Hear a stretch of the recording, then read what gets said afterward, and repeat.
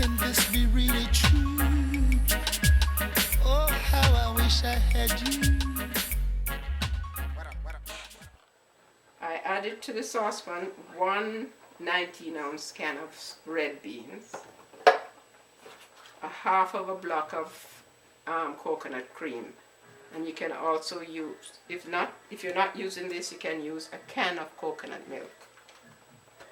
And now I'm going to chop 2 cloves of garlic and a small to medium sized onion, thyme, black pepper, and salt. That's what I'm going to do now. Already added 2 cups of water, and I'm adding a small onion and 2 cloves of garlic chopped.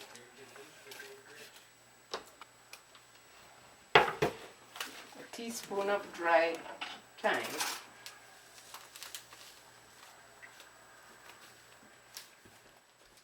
Go ahead. Salt and pepper to taste, because, for everybody it's different. That's just over a teaspoon of salt, but it will need more.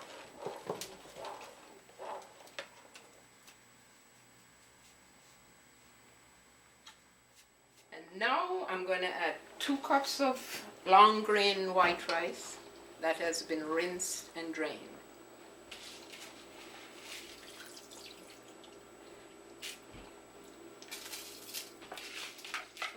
Bring to a boil, then lower the heat to minimum and leave for the liquid to be absorbed and the rice cooked soft and fluffy. Now that the rice and peas is done, you need to take a fork, a big fork, and fluff it up. And if they didn't call you niceness, and how about sugar dumpling? Then I guess they didn't tell you nothing, no. And if they didn't call you sweetness, and if they didn't call